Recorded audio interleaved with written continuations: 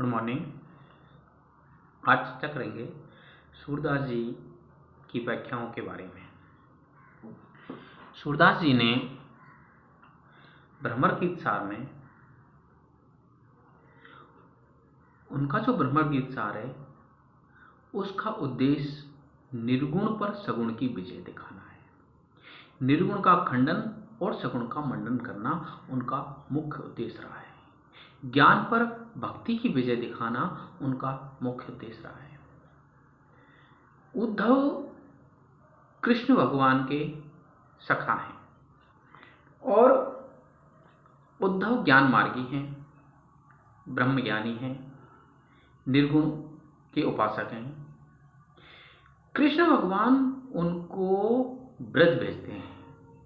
जब ब्रज से भगवान मथुरा आ जाते हैं कृष्ण भगवान, उसके बाद कभी ब्रज गए नहीं। उनको पता चलता है कि गोपिकाएं मेरे विरह में बहुत ज्यादा दुखी हैं, तो उनको ब्रज में भेजते हैं। उद्धव से कहते हैं कि उद्धव, गोपिकाएं मेरे विरह में दुखी हैं, तुम उनको अपने निर्गुण ब्रह्म का ज्ञान कराओ। तुम्हारा जो ब्रह्म है उसका ज्ञान कराओ ताकि वो मेरे वियोग में दुखी ना रहे। उद्धव ब्रज आता है। उद्धव रंग से सांवले थे उद्धव जी। अब एक भौरे गांव की जो स्त्रियां बड़ा अदब रखती हैं और वो एक भौरे को माध्यम बनाकर भौरे की आड़ में वो उद्धव से कहती हैं। उनकी तर्क वितर्क होते हैं। गोपिकाओं और उद्धव का जो संवाद है वो निर्गुण और सगुण का विमर्श है, एक दूसरे के विचारों का विमर्श है। सूरदास जी पुष्टि मार्गीय कवि हैं, अष्टछाप के प्रमुख कवि हैं। पुष्टि किम पोषणम में, अर्थात पुष्टि क्या है कि भगवान के द्वारा भक्त का पालन पोषण, ईश्वर के द्वारा भक्त का पालन पोषण। भक्ति सूत्र में दो प्रकार की भक्ति का जिक्र आता है, एक मरकट इव, एक मार्जार। एक बंदरिया के बच्चे की तरह भक्ति, दूसरी बिल्ली के बच्चे की तरह। बंदरिया का बच्चा अपनी मां के खुद चिपका होता है। बच्चा मां की छाती से चिपका होता है। बंदरिया को चिंता नहीं होती, खुद बंदरिया के बच्चे को चिंता होती है कि उनको कष्टी पकड़ ले। पकड़ता बच्चा है। दूसरा बिल्ली के बच्चे का उदाहरण दिया नारद भक्ति सूत्र में कि बिल्ली का जो बच्चा, ऐसा कहते हैं कि बिल्ली बच्चों को जन्म देती है, उसके बाद 7 घर बदलती है, इस तरह कहावत है देहात में। बिल्ली का जो बच्चा है वो दूसरे जगह बिल्ली उसको चेंज करती है घर को, तो वही बिल्ली जो अपने मुंह से चूहों को खाती है, उन्हीं जिनसे उनके दांत नुकीले होते हैं, उन्हीं दांतों से, उन्हीं मुंह से पकड़कर बच्चों को दूसरी जगह शिफ्ट कर देती है, दूसरी जाती है। अब बिल्ली का जो बच्चा मां के ऊपर पूरी तरह डिपेंड होता है कि मां जो चाहे जहां जैसे ले जाए। अब दोनों में श्रेष्ठ भक्ति कौन सी? एक भक्त वो जो भगवान पर डिपेंड होता है, भगवान के चिपका होता है, एक जो भगवान पर पूरी तरह आश्रित रहता है। तो यहां मार्जारी में बिल्ली की बच्चे की तरह जो भक्ति है उसको श्रेष्ठ बताया है कि बिल्ली के बच्चे की तरह ईश्वर पर पूरी तरह आश्रित रहो। पुष्टि मार्ग में पुष्टि किम पोषणम में, ईश्वर के द्वारा अर्थात भगवान के द्वारा भक्त का पालन पोषण, यही पुष्टि मार्ग का सिद्धांत है। और सूरदास जी का जीवन का यह क्रम रहा कि उन्होंने संपूर्ण जीवन में उन्होंने एक भी पद लिखा नहीं। उनके शिष्यों ने उनको लिपिबद्ध किया। उनका एक जीवन का एकमात्र एक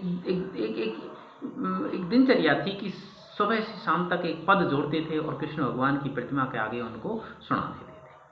बस ये उनकी भक्ति थी। और सूरदास जी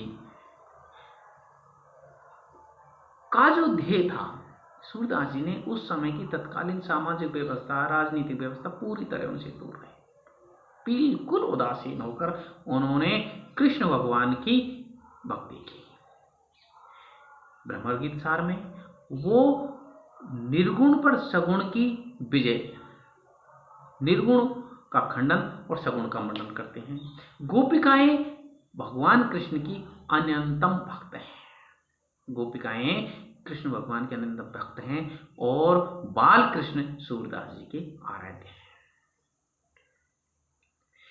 गोपिकाएं उद्धव से कहती हैं, हमारे हरिहारिल की लकड़ी मन बच क्रम नंद नंदन सो और यह दृढ़ करी पकड़ी, जागत सोबत सपने सौतुक कान कान जकरी, सुनते ही जोग लगत है ऐसो ज्यों करोई ककरी, सोई व्याधि हमें ले आए देखी सुनी न करी, ये तो सूर तिने ले सोपो जिनकी मन चकरी। बड़ी प्यारी पंक्ति है अंतिम। गोपिकाएं प्रारंभ में कहती है, हमारे हरि हारिल की लकड़ी है। हारिल एक पक्षी होता है जो लकड़ी को पकड़ लेता है तो छोड़ता नहीं है। तो हमारे जो भगवान है वो हारिल जो पक्षी लकड़ी को पकड़ लेता है, छोड़ता नहीं है, चाहे जान चली जाए। उसी तरह हमारे जो कृष्ण हैं वो हारिल की लकड़ी की तरह, हम हारिल पक्षी की तरह, कृष्ण भगवान उस लकड़ी की तरह, हम उनको नहीं छोड़ सकते। मन बच क्रम नंद नंदन सो और, यह दृढ़ करी पकड़ी, मन वचन और कर्म से हमने नंद नंदन कृष्ण भगवान को दृढ़ करके पकड़ रखा है। जागत सोवत सपने सोत कान कान जकरी, हम जागते सोवत जागते सोते कृष्ण कृष्ण की रट लगाए रहते। सूरदास जी की जो गोपिकाएं हैं उनका कृष्ण भगवान के प्रति अनन्यतम प्रेम है। जागत सोवत शरण तुम्हारी, भरोसो दृढ़ इन चरण के। केवल कृष्ण के चरणों का भरोसा है, कृष्ण के प्रेम का भरोसा है। कृष्ण के प्रेम को ही वो साधन और साध्य दोनों मानती है। सुनते जोग लागत है ऐसा। गोपिकाएं उद्धव से कहती हैं कि हे उद्धव, तुम्हारा जो योग है, तुम्हारा जो ब्रह्म का ज्ञान है, वो हमको ऐसा लगता है ज्यों करुई ककड़ी, जैसे कड़वी ककड़ी। कड़वी ककड़ी को जैसे आदमी कोई गलती से खा लेता है तो तुरंत उसको उगल देता है, जाने नहीं देता उसको, उसका स्वाद, उसको बहुत जो कड़वा स्वाद है उस कारण उसको छोड़ देता है, त्याग देता है। यहाँ गोपिकाएं कृष्ण भगवान के प्रेम को श्रेष्ठ बताते हुए उनके उद्धव के निर्गुण जो ब्रह्म का ज्ञान है उसको अस्वीकार करती है। सोई व्याधि हमें ले आए और ऐसी व्याधि हमको ले आए, देखी सुनी न करी, जो हमने कभी न तो देखा है, न सुना है, न कभी किया है जीवन में तुम्हारे योग को।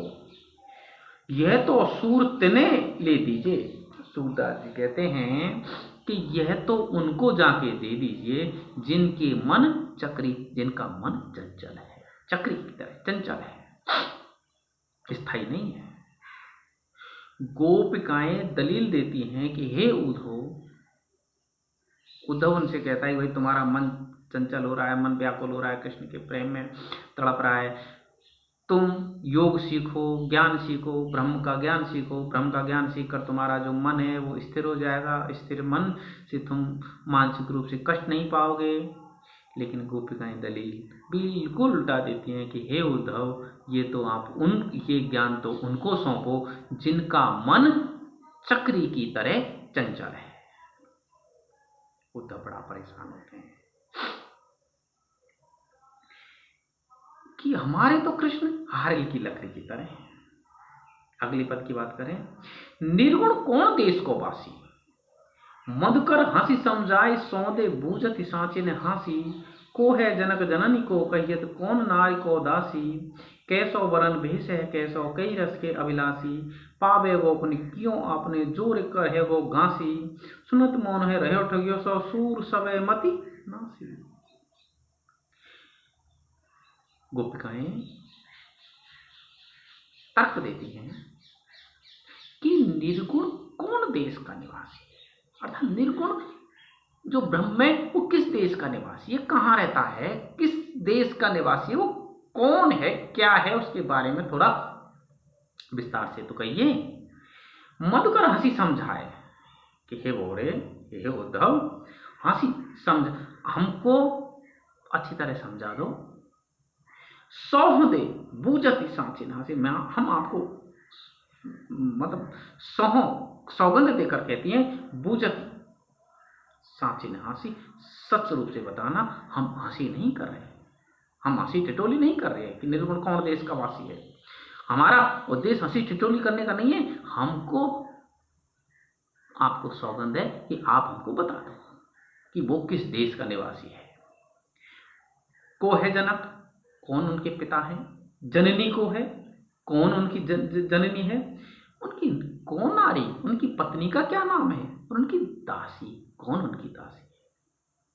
सूरदास जी की गोपिकाएं बड़ी भोली और बड़ी तीव्र तर्क देने वाली कि उनकी कौन तो पत्नी है, कौन दासी है, कौन उनके पिता है, कौन उनकी माता है, ये हमको समझा कर कहिए कि वो निर्गुण ब्रह्म आखिर है कौन, कैसो वर्ण भेष है, कैसा उसका वर्ण है। हमारे कृष्ण तो श्याम वर्ण है, कैसा उसका वर्ण है, भेष है, कैसा वो किस तरह का भेष धारण करता है, कुछ तो आधार होगा।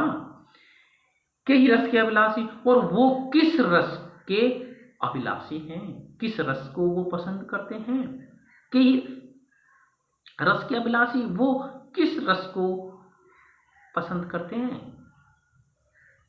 भावना क्या है उनकी, किस तरह के रस उनको प्रिय है।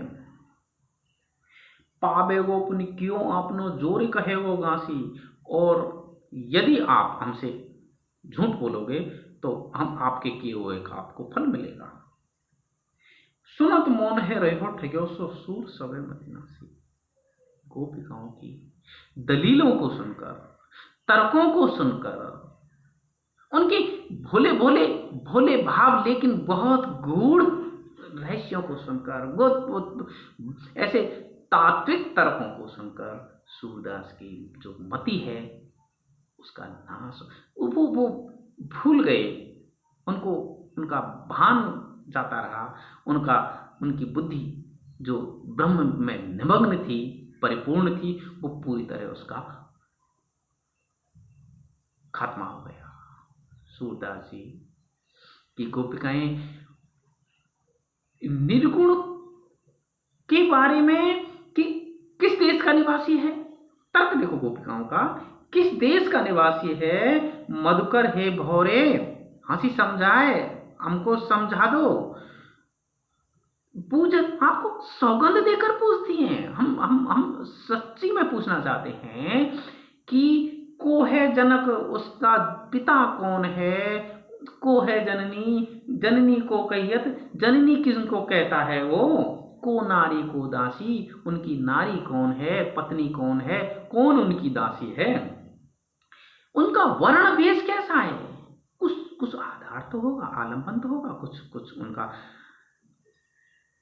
कैसा उनका वर्ण है, कैसा उनका वेश है, आखिर है क्या निर्गुण ब्रह्म, कई रस के अभिलाषी, और वो किस रस के अभिलाषी हैं, किस रस में उनको आनंद आता है। गोपिकाओं के जो दलील है, तर्कों को सुनकर उद्धव सुनत पावे गोपन क्यों आपनो जोर कहे वो गांसी। सूरदास जी कह रहे हैं कि गोपिकाएं कहती हैं कि यदि आपने झूठ बोला, मजाक किया, तो पावे गोपन क्यों आपनो, अपने किए हुए का फल आपको मिलेगा, देख लो। सुनत मौन है रहो ठग्यो सो।